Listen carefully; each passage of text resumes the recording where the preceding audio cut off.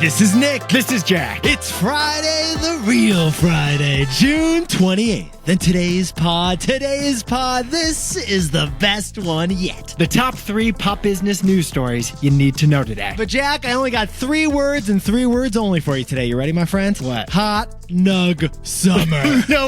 Nobody's going with that. Dude. Someone may say it. All right, we'll go with hot deal summer. Big deal energy. We'll work with one of those two. Yeti's happy hot nug summer. In the meantime, 3 fantastic stories for today's show. What do we got, Jack? For our first story, the Paris Olympics start in 30 days, but the star will be an AI announcer. Because sportscaster Al Michaels is getting turned into an Olympics bot. For our second story, in 2015, Walgreens, the pharmacy chain, was on top of the world. Today, Walgreens stock is down by 90%. And their CEO says it's all connected to last night's presidential debate. And our third and final story, Zara and H&M are losing to Shein and Temu, so they've got a new turnaround plan. H&M is remixing the shopping mall.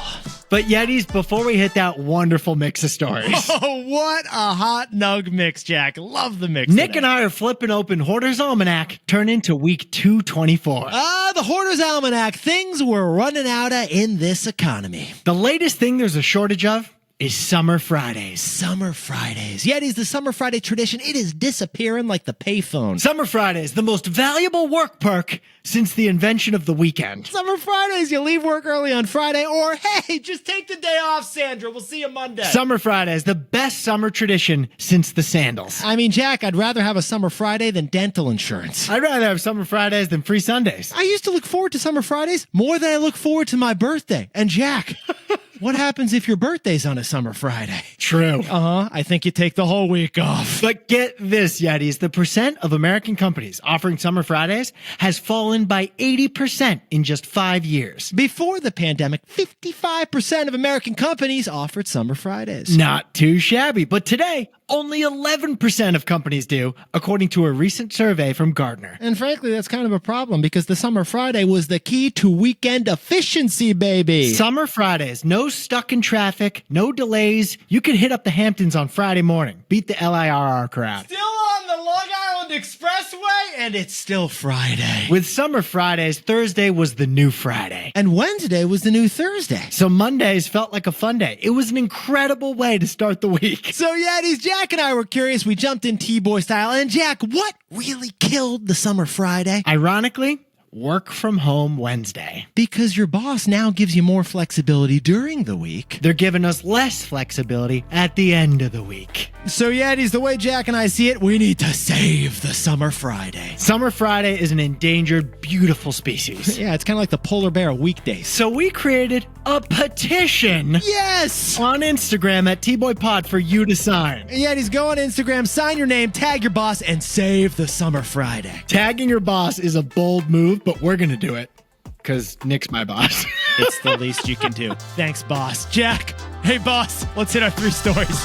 15 years before this song, 2 boys from the Northeast met in a dorm. They had an idea that caused a cultural storm. It's the best one yet, but the best is the norm. Jack, Nick, that's it. I don't even think they need to practice. 50%, that's a fat tip. T-Boy City on your list. If you know, you know, cause we ready to go. We can't wait no more, so just start the show. Start the show. For our first story, we are 30 days out from the Olympics, which we think are going to be the first ever AI Olympics. They will be the first ever AI Olympics because you can watch the Olympic Games this year with AI Al Michaels as your sportscaster. But Yetis, to kick off this story, Jack and I want to share with you the most famous voices of all time. Was it Christopher Walken? Guess what? I got a fever, and the only prescription is more cowbell. Or is it Barbara Walters? They had to put someone on the air, so they put me on for 13 weeks, and I stayed on for 13 years. Or is it Michigan man James Earl Jones? Robbie and I didn't see you at the presentation of Simba. That hairball is my son and your future king. Well, Yetis, in sports, the most famous voice of all time is actually Al Michaels. The 79-year-old Brooklynite. He does football, baseball, basketball, And hockey. And hockey, because Al Michaels at a cool 6'1" made the most famous call in sports history. Here's Al Michaels from 1980 in Lake Placid, New York, the United States versus Soviet Union in the semifinals of the men's hockey tournament. Let's play the clip. 5 seconds left in the game. Do you believe in miracles? Yes!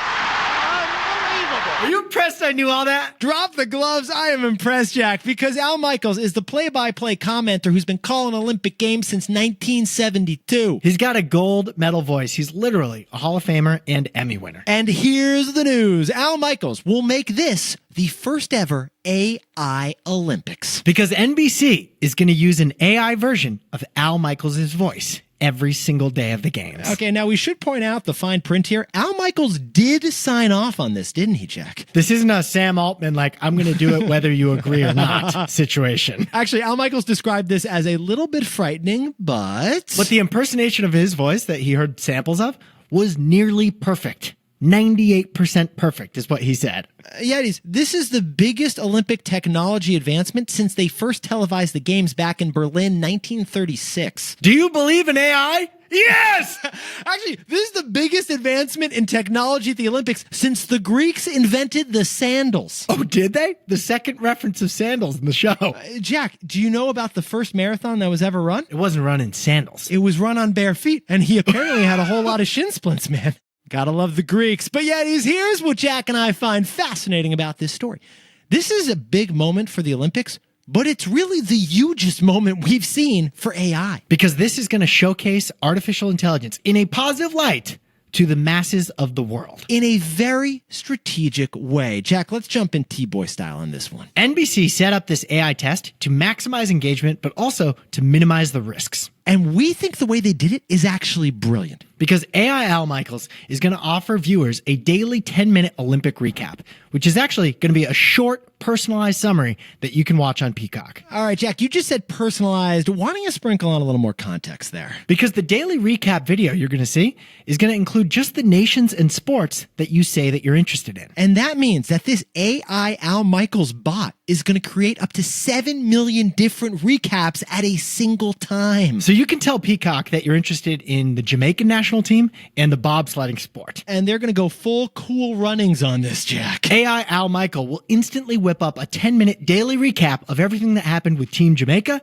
and with the bobsledding competition. And here's the reason why we think this is actually the perfect AI experiment. It's a completely controlled environment to try out something new. This is not live, this is not long, and this is not a visual video. NBC limited the parameters to ensure its success. So NBC is minimizing the chances of a freaky hallucination like AI Al Michaels saying, I don't know, what do you think, Jack? Simone Biles got a bronze medal in archery. It's like, no, that's not what happened. That's obviously a hallucination. Exactly. In fact, this technology could actually scale Al Michaels' voice to be the Olympic commentator forever. 2056 games on Mars? Yes. Al Michaels will be covering the high jump. Oh, and there's no gravity up there. That's a really high jump. It's a high jump. It's an asterisk on that record. You gotta love those intergalactic games. They're gonna be fun in 300 years. So, Jack, what's the takeaway for our buddies over in artificial intelligence? AI really needs a gold medal moment.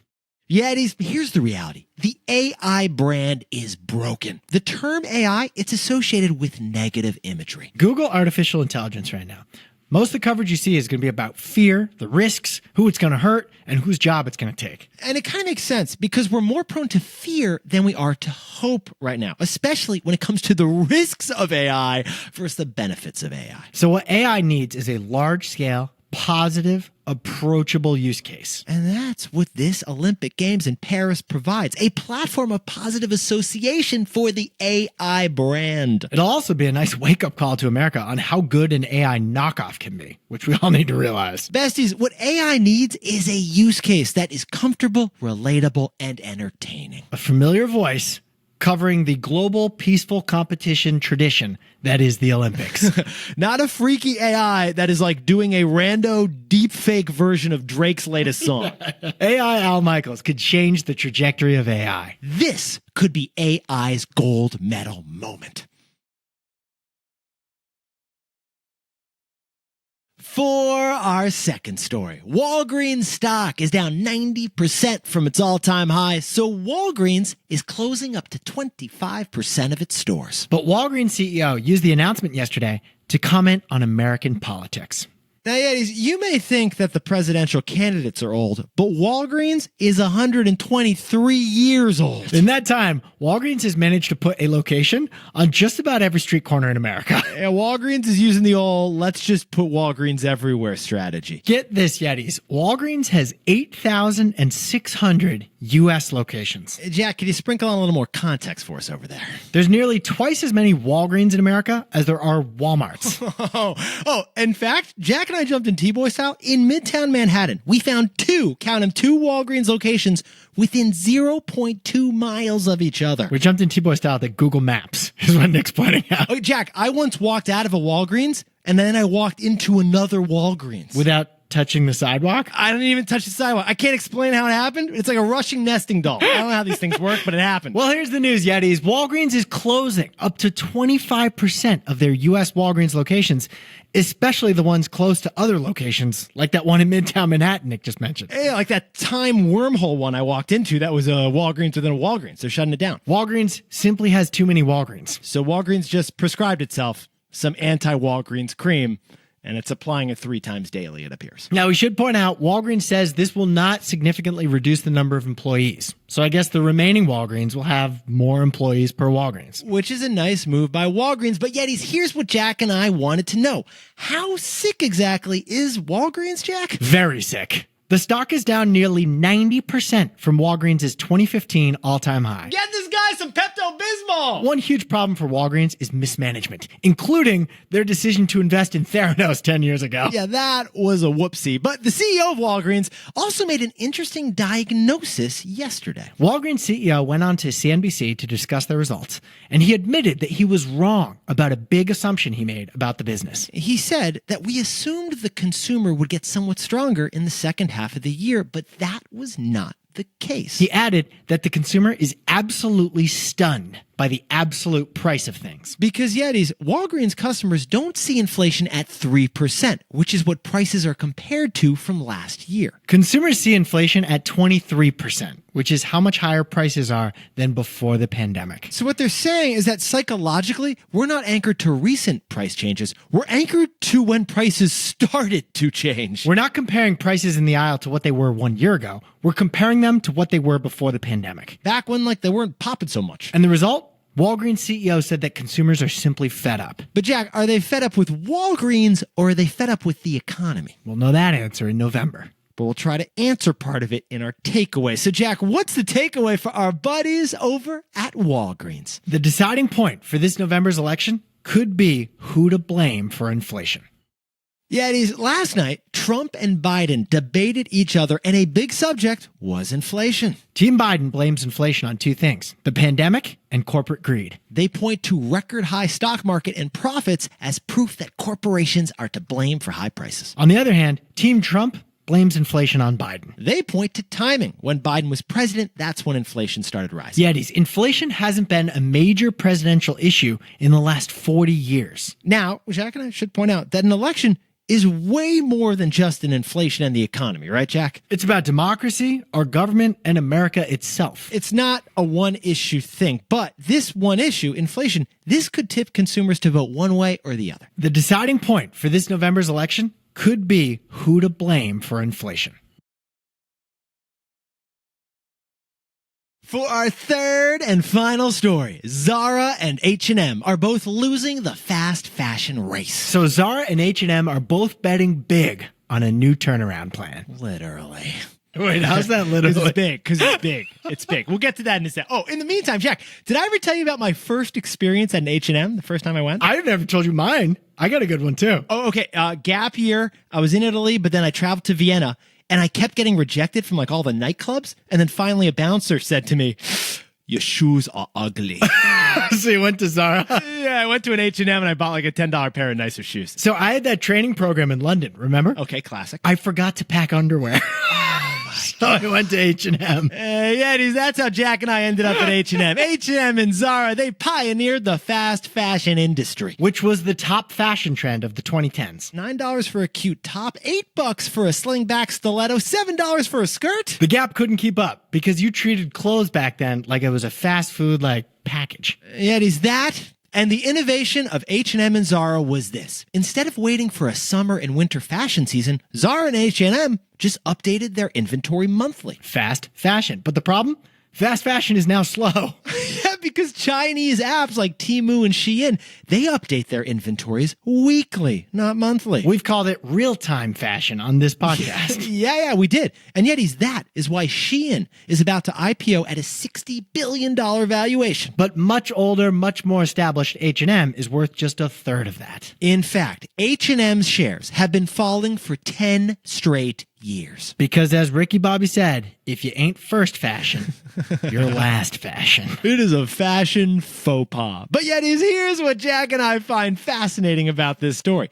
H&M has a turnaround plan to save fast fashion. Basically, they're trying to remix the shopping mall. Yeah, H&M is remixing the shopping mall. They're going to create a store so big, so unique, so experiential that it's basically a retail theme park. At 250 locations, H&M is going to add beauty bars and hair salons to turn H&M into a destination. At those locations, they're not just serving coffee. They've added a Japanese tea shop serving imported hojicha. Hojicha? Hojicha. They even added in-store florists. Yeah. So you could come for the dress, stay for the chrysanthemum. Have you seen these bouquets? Have you seen the bouquets, honey? It's beautiful. After 10 years of being on defense, these European retailers are finally going on offense. Okay, but Jack, we kind of saved the surprise for last. What's the surprise, man? They're not just making bigger stores.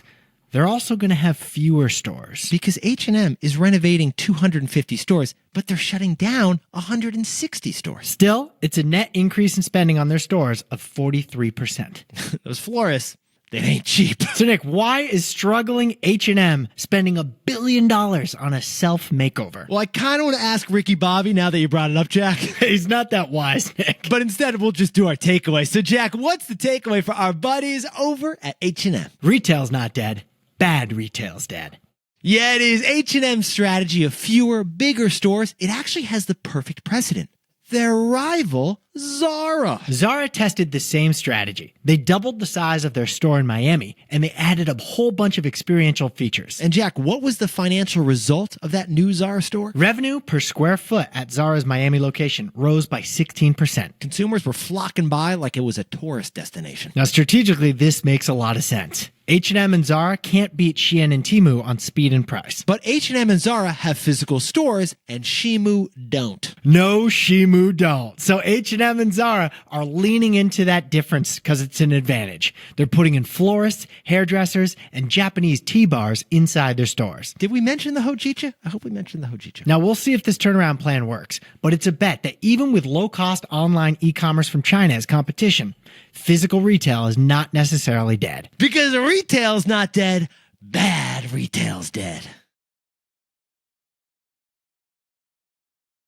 Jack, can you whip up the takeaways for us before the weekend? AI Al Michaels will provide viewers on Peacock their own daily personalized recap of the Olympics. AI's brand is broken, so this could be AI's badly needed gold medal moment. For our second story, Walgreens is shutting down up to a quarter of their U.S. locations, but the CEO says consumers are simply fed up. The deciding point of this election could be who to blame for inflation. And our third and final story is H&M. They're spending $1 billion to renovate 250 locations, packing them with pleasures of a shopping mall. Because retail's not dead, bad retail's dead.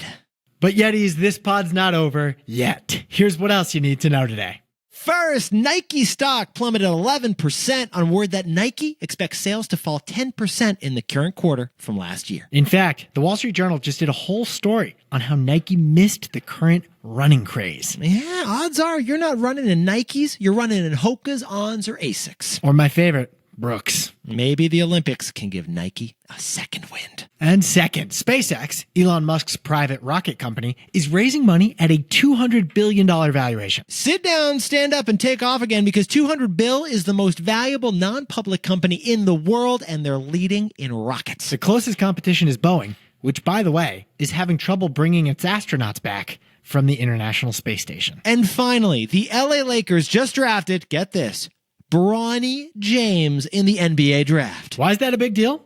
Because Bronny's dad plays on the Lakers too. Who is Bronny's dad, Nick? Oh, it happens to be Mr. LeBron James on the Lakers. This means LeBron James and his son may play together on the same team next season, something that's never happened in the NBA. Jack, this is like if you and I started a podcast with our baby sons, Wilder and Maximus. Can you imagine that? That's great. This is Nick. This is Jack. This is Wilder. This is Maximus. Yeah, it's just like... It's exactly like that.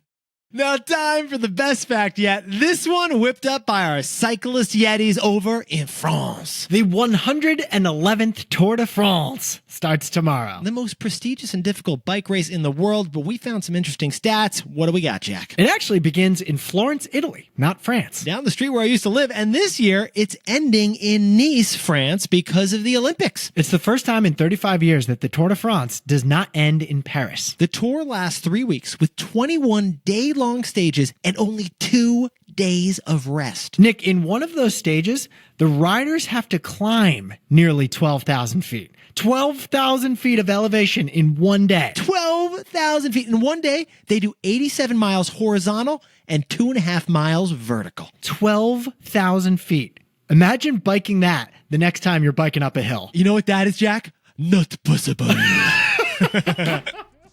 Yetis, you look fantastic this week. And if you haven't yet, subscribe to our newsletter to get more T-Boy tomorrow morning in your inbox. And if you want Summer Fridays to be a thing, yes, like and share our post on Instagram at TBOYPod. We got a petition going on Instagram. Jack and I, we don't take Summer Fridays. We record the pod.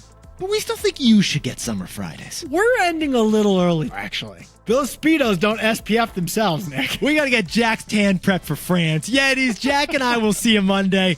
Happy Summer Fridays, and celebrate the wins.